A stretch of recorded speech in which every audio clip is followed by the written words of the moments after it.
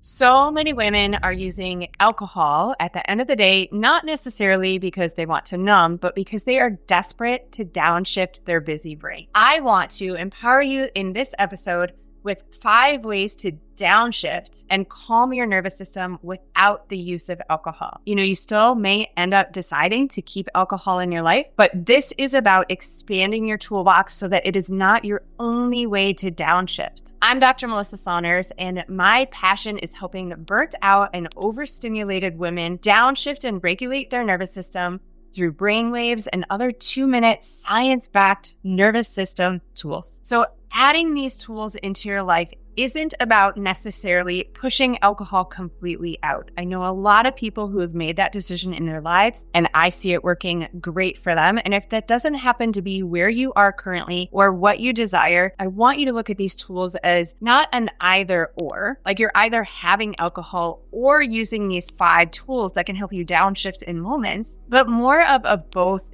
and. So for me personally, at this stage in my life, I still do enjoy an occasional glass of wine, but what I have switched is that I will downshift first with some of these natural tools and then perhaps have the glass of wine. What I've noticed is that a lot of times I actually don't want it and I'll end up making myself a really yummy mocktail instead. Or if I do have that glass of wine with my husband on like a date night or something like that, it leads to more of like a connected experience through the drink rather than a disconnected, numbed out, or over buzzy, frantic experience. So again, this isn't an either or, this is a both and. You get to have your cake or your glass of wine and enjoy it too by downshifting using some of these tools. This episode is about using brain-based tools to help honor our body's natural rhythm and simply start to downshift in the micro moments that we have access to in what can feel like a chaotic season of life. When we feel ramped up, overstimulated, like we're drinking from a fire hose. You guys know those days where you just get to the end of the day and you're like, WTF, like I'm spun out. I can't even get in the present moment. Like I am living in, actually the science behind this is you're living in what's called beta brainwaves. I like to call this gear 3. This is our go, go, go mode. This is our get stuff done gear. I think about our brainwaves as gears of a car. There's gear 1 and 2, and we are living in ramped up gear 3 beta. A lot of well-intentioned self-care practices and tools require you to go instantly from gear 3, which feels like spun out, ramped up, drinking from a fire hose, instantly into gear 1. Let me give you like a visual and analogy for this. Have you ever been in that ramped up state and then perhaps you have the opportunity for some long self-care ritual, like laying on a massage table or maybe putting up your toesies for a pedicure? What is your mental state like during that experience? Most likely, you're not even going to actually enjoy the session because you didn't downshift first. This is essentially like slamming on the brakes instead of simply taking your foot off the gas. So the tools that I'm going to share today, these 5 ways to downshift, essentially in 5 minutes or less, are going to simply take your foot off the gas. You're not slamming the brakes here. This is the bridge between the go, go, go mode and someone asking you to sit and om in silence when you can't get there. The head is just going like crazy on the to-dos and all the things we're missing. You guys, I'm in one of the busiest seasons of my life, and these are tools that I have to incorporate every single day. And I will tell you, as a mama with 3 very busy children living in very busy Miami, juggling multiple very busy careers and businesses, these tools work. So I highly encourage you to test whichever one feels best to you out. All right, so I talked a little bit about beta brainwaves. If you guys have been following me for a while, these are concepts you've heard before, and I always want to drop just enough of the science so that you really understand the why behind how powerful these tools are. Because when we understand the why, we're more likely to engage in them. And when you're doing them, the subtlety of how easy and simple these are isn't going to be lost on you because you're going to understand there are some powerful foundations behind how these actually work for regulating and downshifting our nervous system. So these 5 tools that I'm about to walk you through are going to take you from gear 3, which is beta, which is our go, go, go gear, which is like our 9 to 5 work shift gear. And instead of trying to get you to slam on the brakes and drop right into something like a meditation or like that vibe that we all visualize when we're laying on the massage table, we're simply going to put our foot off the gas and you're going to coast into gear 2. Gear 2 is our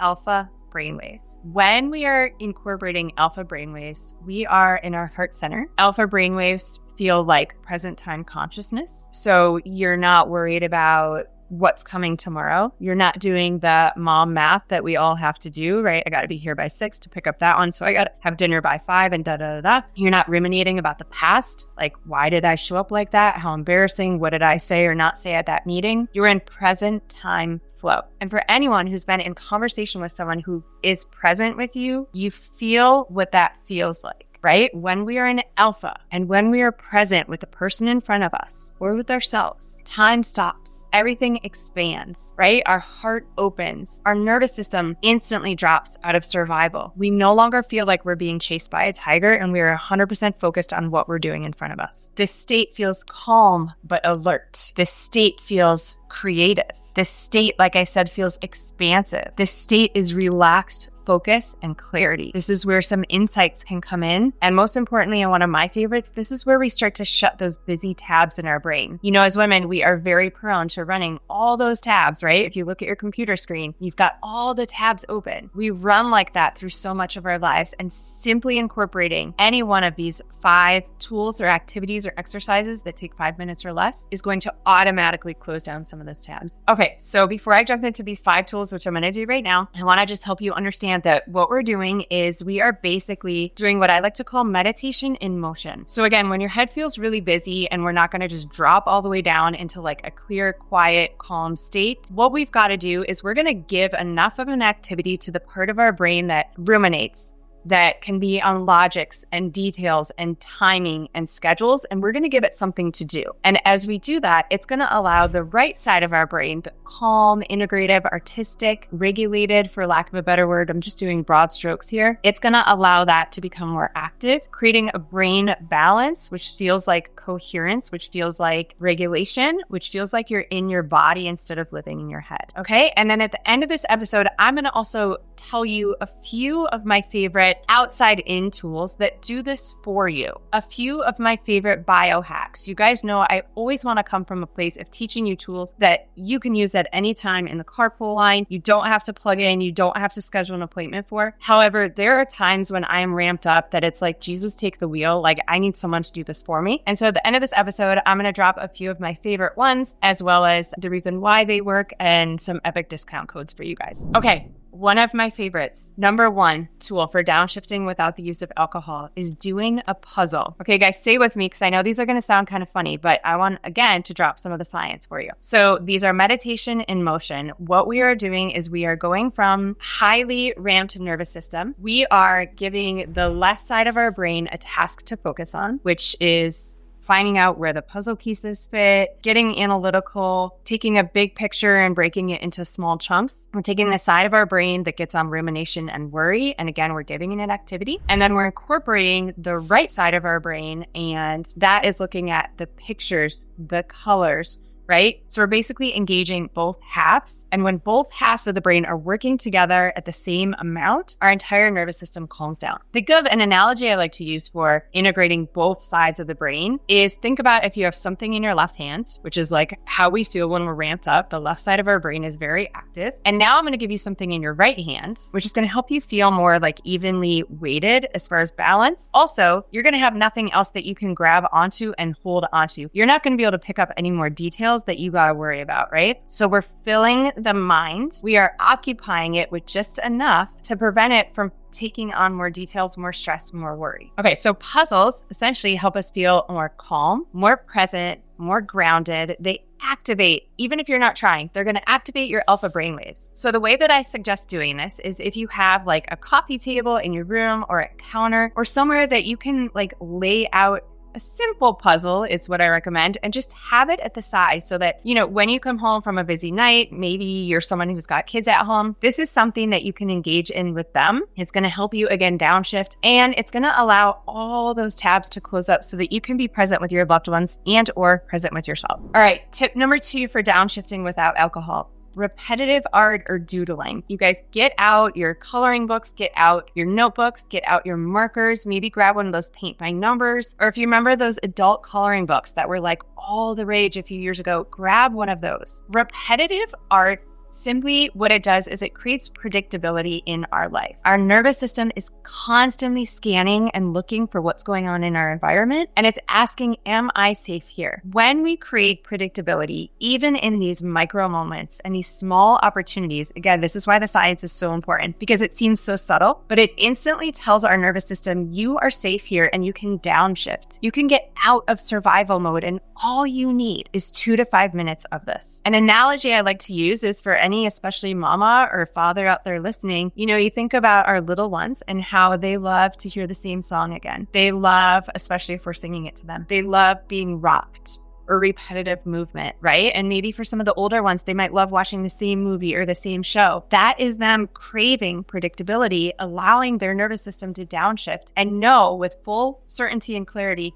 I am safe here. That is what we're doing with 2 to 5 minutes of coloring, paint by number, doodling, or any repetitive brainless motion where we're using our hands and creating this practice for ourselves. Okay, number 3, similar to number 2, we're just going to get a little bit more crafty here. So this is like, again, meditation in motion for people that have a busy brain. Using our hands and incorporating that gives the busy part of our brain, the worry part of our brain, the ruminating part of our brain a task to focus on. So it's too busy to worry, essentially. So knitting, ceramics, bracelet making. I'm always wearing these bracelets that me and Kaya make together. My daughter, she's 9. This is present time with her, and it's also present time with me. These tasks, again, create predictability. They're repetitive. We know what's coming next. These are meditation in motion. And a lot of times when I'm talking about meditation to the women in my community or women that I help coach or train, they'll say, I can't meditate. I don't know how to meditate. I want you to understand the word meditation simply means to become familiar with. And so all you need to worry about becoming familiar with is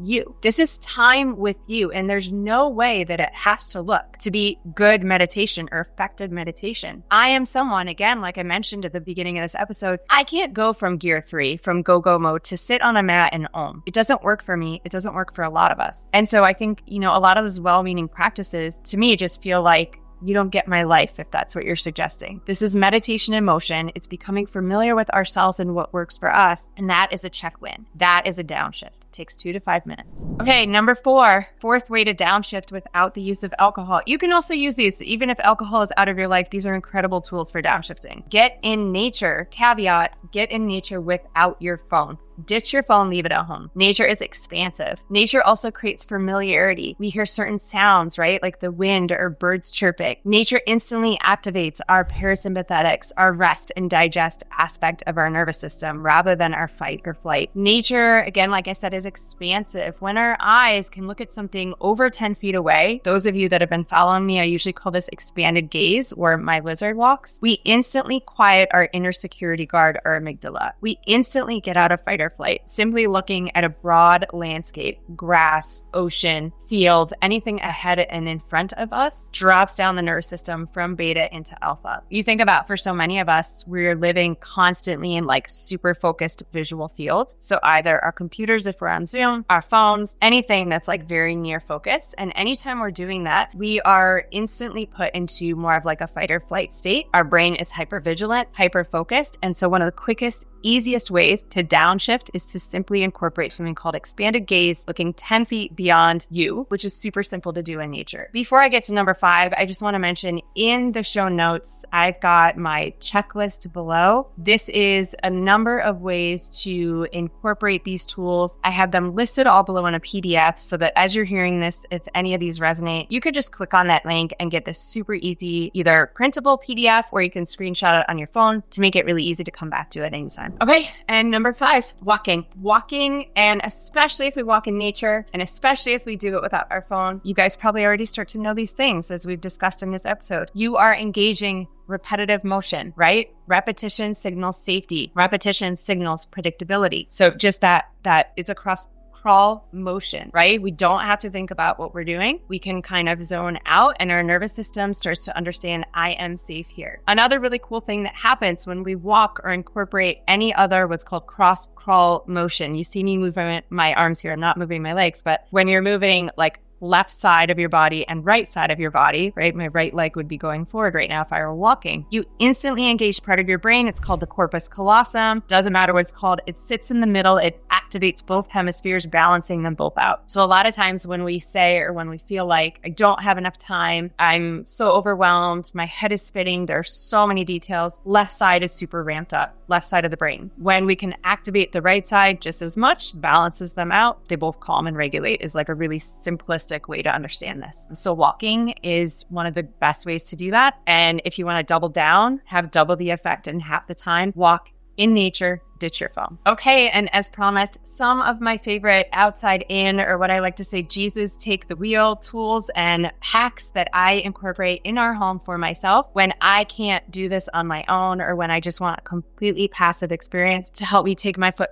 off the gas and coast down into alpha in my heart center in present time so that I can be fully there for the moments that matter with myself or with my loved ones, are my PEMF mat. My PEMF grounding mat, you guys see it a lot on my socials. This instantly activates your parasympathetic nervous system, instantly replicates what's called grounding, or like a lot of people have heard of earthing. This right away drops your body out of fight or flight and into relaxation. It's also warm. It has infrared heat. It's got like some beautiful crystals in it and other benefits. I've got these all listed below in links for you so you can learn more. The other one, my sauna. My sauna is 100% my favorite tool that I use in my home right now. It's infrared, it's light, it drops inflammation. It feels like, And the sauna that I use and love, one of my favorite aspects of it is that it gets warm in like 5 minutes. So, in the past, I've worked in our office in New Jersey. We've got great saunas, or other saunas that I've used and looked at take like 45 minutes to an hour to warm up. And honestly, as a busy mama, like by the time it would warm up, my opportunity is gone. So I love this sauna because it warms up so fast. And in like a 15-minute session, I am dripping in sweat and completely regulated. The last tool that I love for the outside in, Jesus take the wheel moments, is my red light, my photon light. This has similar benefits to the sauna, just on a smaller scale. Drops inflammation, soothes the nervous system. And again, anyone that follows me at any time, in the morning and at night, our house is only red light. And so this is one of my favorite tools. Literally feels like a little bonfire on our coffee table, and all of our family gathers around it. All right, guys, as always, I would love to hear any comments, any questions. Let them in the comments. I read and respond to every single one of those. Let me know which one of these you're going to incorporate. All the resources, including that checklist for you to print out or screenshot, are linked below, as well as my favorite outside in products to support you on this journey. I will see you next time. And until then, let's keep doing this together.